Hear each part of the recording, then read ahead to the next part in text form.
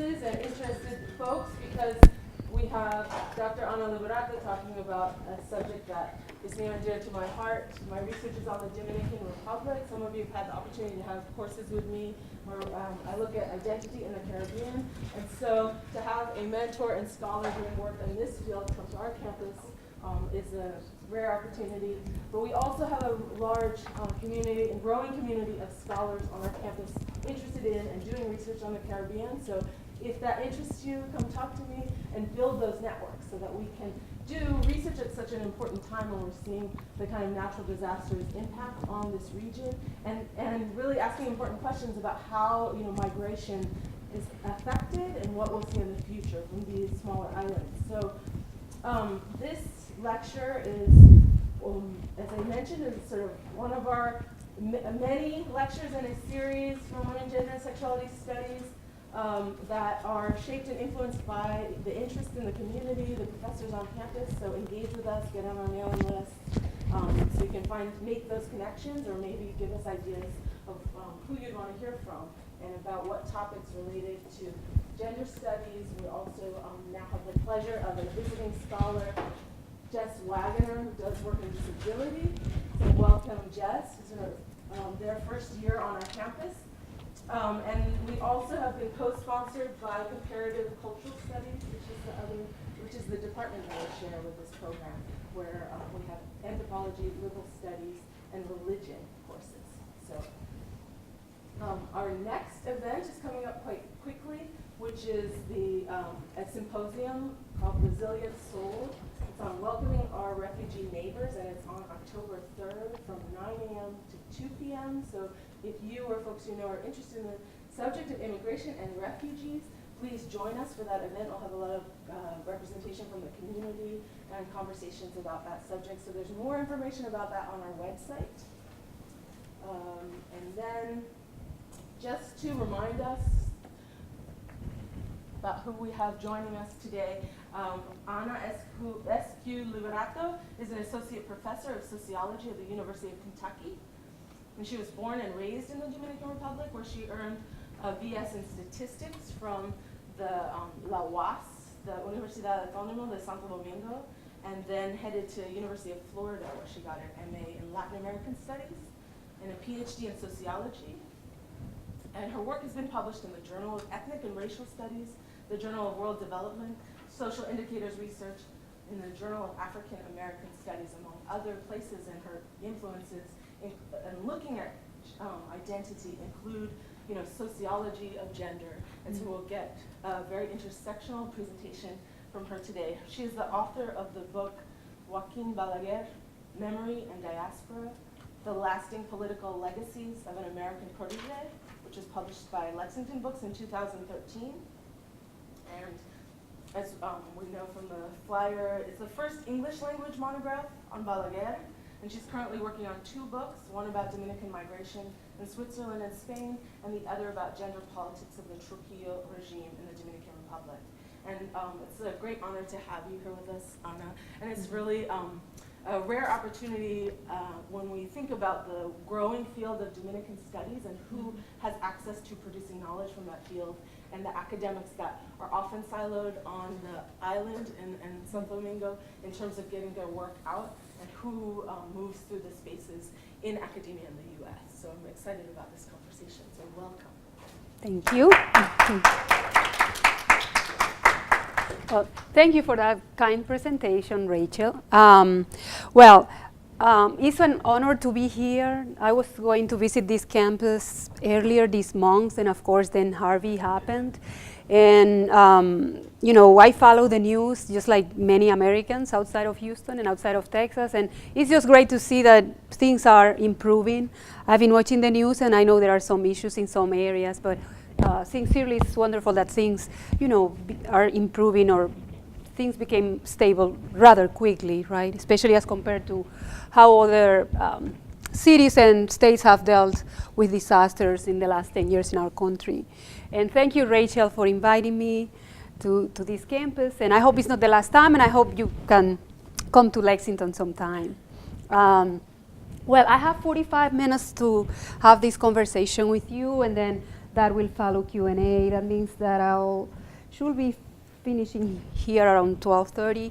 I'll try not to bore you and put you to sleep. So those 45 minutes, I think I'm going to combine, conversation and PowerPoint and reading from my script. So there will be a little bit of everything. Just please bear with me. If you have any questions at any time, I don't think we need to wait for Q&A. I really like the interaction. So please just raise your hand and at any time of this conversation. It's a question that I always get because there are other places that seem more quote-unquote natural case studies of Dominican migration, obviously the United States and Spain, or even Italy, or even the Netherlands. There are many reasons why Switzerland, and I will just share with you a few that are important to me and I think to this particular case. And for this, I will just read from my script. Switzerland presents a complex scenario for immigrants as receiving society. So that in itself is a great issue. It's a very compelling place. It combines high democratic standards, enviable wealth, high wages, among the highest in Europe and actually in the industrialized world, attractive job opportunities for immigrants. It combines this also with, the prevalence of low-end, low-skilled jobs. So you find in the Swiss economy high-tech that attracts Germans, French, Americans, Canadians to come and work there, but they also have those sectors that attract the so-called, quote-unquote, low-skilled immigrants. So it's both ends you find in the Swiss economy. And then, of course, you have these economic realities in Switzerland that coexist with a very nativist ideology of national identity and growing negative views about immigration since the end of the Second World War. So nothing like, oh, how new, what's happening now? It's been really like a long process. Switzerland is also a linguistically diverse nation, as you know, with a very distinctive institutional setting marked by federalism and direct democracy. That's why I'm pretty sure if you follow European news, very often you hear a referendum about this, a referendum about that, a referendum, everything there's a referendum because they have the direct democracy model, or the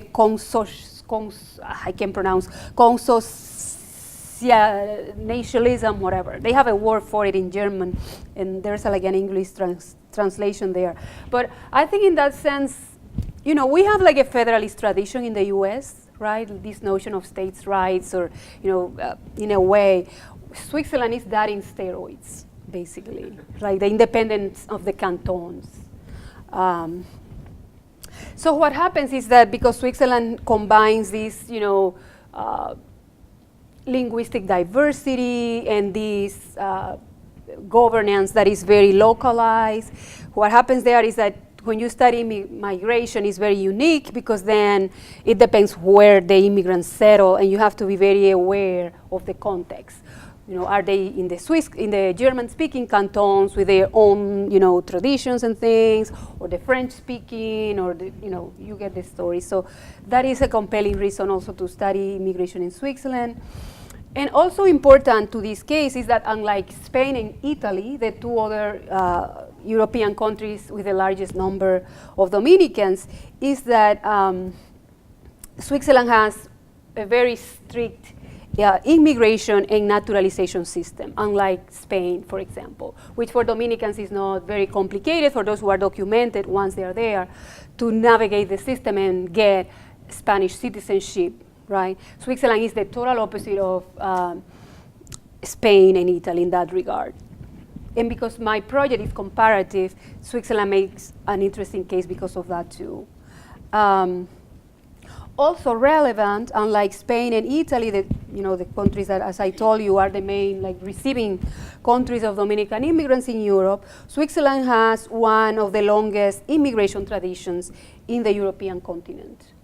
people don't perceive Switzerland like that, but in fact it is. And this is interesting considering that massive immigration began almost 50 years earlier as compared to the rest of Europe, which is one reason why, unlike other European countries, for some time now, Switzerland has had significant numbers of second and third generations. And obviously in Southern Europe, Spain and Italy, relevant to this case of Dominican migration, is the opposite, right? Very new. Particularly, immigrants from the Caribbean coming to Spain or Italy or from South America. It's really more like a new trend, but that is not the case in Switzerland. So if you are comparing Swiss and Spain, obviously this is Switzerland is an interesting case to do the comparison. Something that also makes Switzerland unique to study migration is that there's very little protection against discrimination. Switzerland is not officially part of the European Union. They do have agreements of all kinds, but they are not a member state. And there's like an anti-discrimination framework within the EU that Switzerland is not obliged to do those things. They do have passed anti-discrimination legislation. In 2005 in particular, there were very important reforms. But if you read EU reports, even United Nations reports, Switzerland has one of like the weakest protections for against discrimination for immigrants in Western Europe. Another reason is that, and I think I have already told this to a couple of you informally this morning, is that this Dominican migration to Switzerland exemplify clearly, so clearly, the dynamics of globalization, particularly the gender dynamics of globalization. Well, for example, the Dominican economy shifted from agriculture to service, particularly tourism, started in the 70s and 80s, consolidated in the 90s. And this growth of tourism had an impact on the demand and supply of female labor. And it is in this context that of tourism that Swiss tourists, for example, just to give you a quick example, started to visit the Dominican Republic in large numbers. Not just Swiss, but European, citizens from different nationalities, but particularly the Swiss. And love marriages, started to happen. And there was a period in the early 90s where there were like 3 marriages, like for those first 3 years, every week, of a Dominican citizen and a Swiss citizen.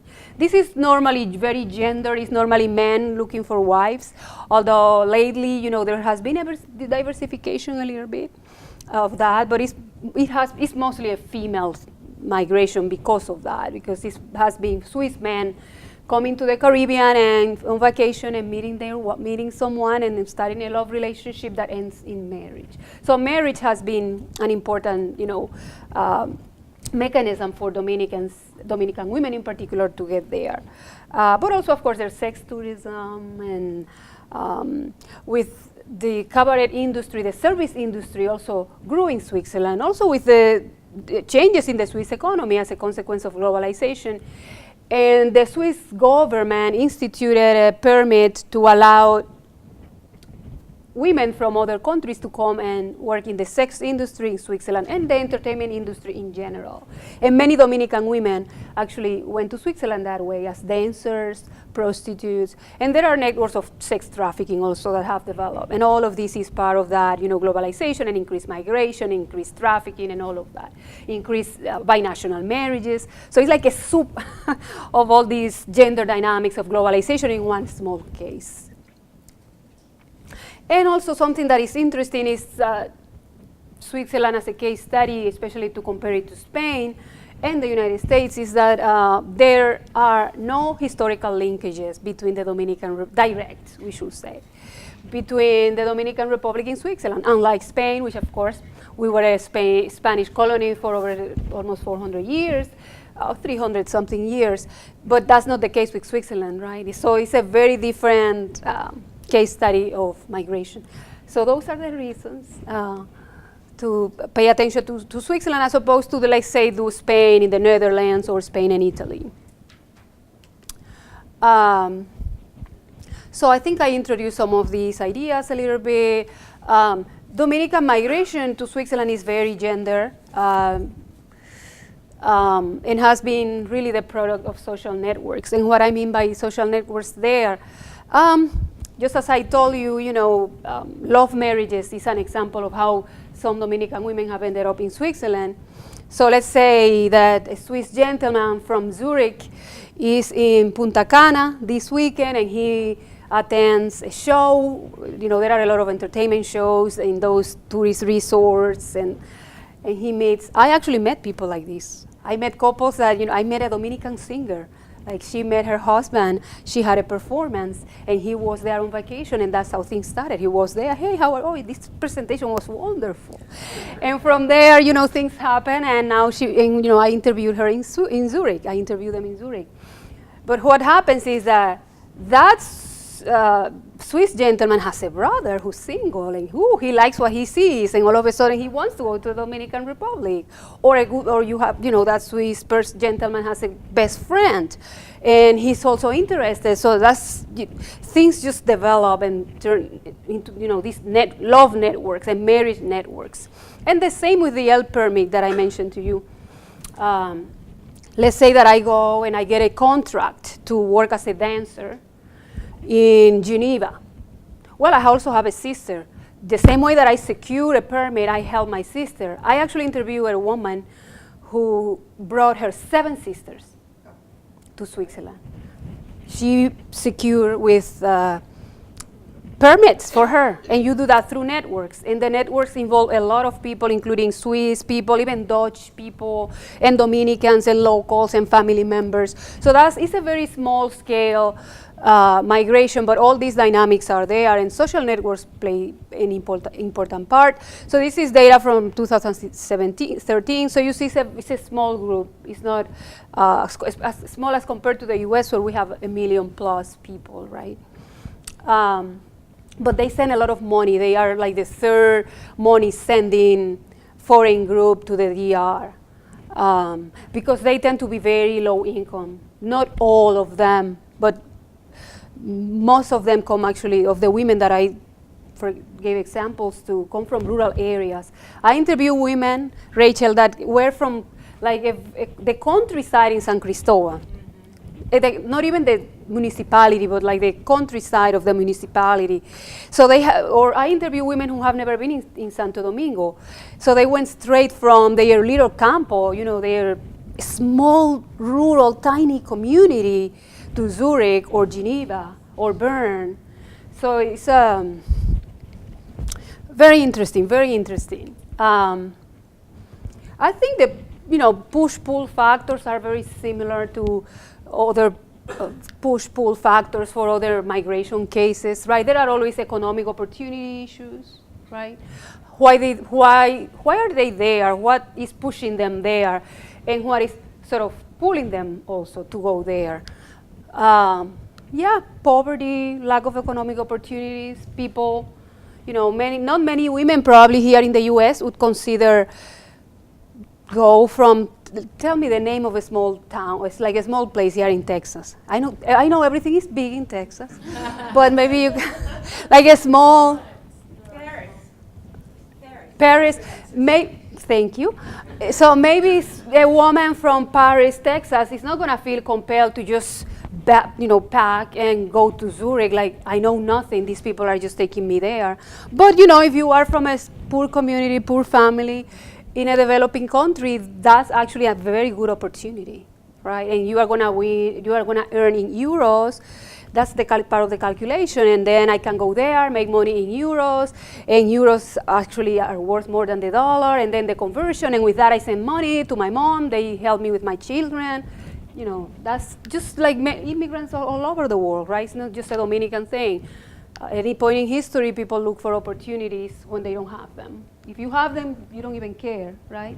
But for those poor rural women, it is an important push factor. The growth of tourism, as I told you, it has been big because those connections. Yes, we do have a Swiss embassy, and we have, cultural and minimal economic interactions with Switzerland. But things became different after the development of tourism. You know, not just the presence, but even embassies become even more active. You know, it's not uncommon to see, or, you know, let's say like a week of Swiss film in a museum or something, you know, something like that. The interaction between the two countries become more visible. And for this case, the presence of just having Swiss people coming to these tourist areas. Number 3 here, this is actually a pull factor, because we may have had 1 and 2, but there's a reason why the majority of the women were able to move in the early 90s.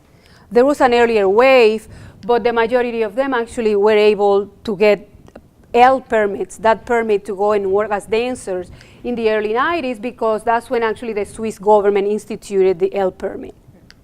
So, you know, by having these 3 forces at the same time, yes. The L permit? What It's exactly is that? it's a special, it's a labor, but it's just for entertainment work. So it doesn't cover construction or anything. It's specific for entertainment, yes, to work in those industries.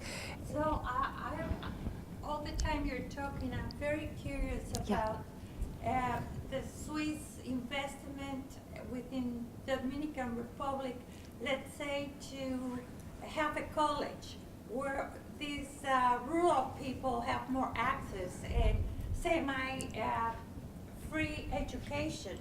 Because I'm finding that the bottom line is that sex is the best commodity. And usually it is at the expense of women, and that bothers me. Absolutely. You said it, I mean, more clearly than that. And that's why this is part of a gender process. And 75% of the Dominican, of those 10,000 plus, are women. So it has been really women who have taken advantage of the permit. In regard to Swiss investment, actually there has been a presence of Swiss NGOs in the DR. Helvetas has operated in the Dominican Republic since the early 70s. I actually work on an NGO that was financed not just by the Swiss government, but other governments. But there is a small presence of Helvetas in Switzerland, and they mostly work with like farm workers. Not necessarily women. They support projects like educational projects with farm workers. Farm workers would be my translation for agricultores y agricultoras. Yeah, but I am among great scholars, and I don't have all the information, but I know somebody recently got like a Nobel Prize because it was in India that he loaned $40 to women who managed to come up with their own business. And now this man is promoting that the culture do not look for jobs, but much rather do what their mother did, which was to promote a new business with that loan. So that will be another alternative. I mean, I come from Colombia, so I speak also my viewpoint coming from rural parts of Colombia. Not necessarily myself, but visiting. Well, I forget the name, but I know the person you are talking about. Is it Ibrahim Banks? He's from India. I don't know his name, I just heard about it this morning. Is it from the early 2000s? All variations of this approach are, you know, they exist in the Dominican Republic, like small credit to small farmers and things like that. But you know, the thing is that the Dominican economy doesn't rely on agriculture the way it did before. This is part of the changes that we depended like 90-something% on agriculture. And in less than 30 years, that was changed dramatically to an economy that depends on tourism and service. We actually import plantains from Ecuador, and we import sugar from Brazil. You know, and we used to produce all those things. So I'm so glad you said that, because just imagine the lives of, you said, do what your mom did. You couldn't do what your families did because the whole economy has changed. You know what I mean? And people have become more and more dependent on the money that we, the immigrants, send, and tourism and everything that sort of emerges out of having a tourist economy. a service economy. And you say you are from Colombia. Interestingly, the three largest group of women who have taken advantage of this L permit are Dominican women, Brazilian women, and Colombian women. I actually hang out a lot with many of these women, not just Dominican, but they were not in my sample, but I actually had the opportunity. And some of the religious communities that have been developing there tend to be headed by Colombians. I'm not sure why that is, but Catholic or Protestant. Protestant. See, that's really a big infiltration in Colombia. And the traditional people are having a big time. Yes, but it's very. I just wanted to Rest throw. in peace. Yes, the infiltration is there. And of course, as I mentioned, networks. And there are formal networks. It's so interesting how, Rachel, and I know you know Santo Domingo very well, but I don't know if this happened to you experience this, but the last few times that I've been in my country and I go to the mall, I see a lot of foreigners. Actually, I just wonder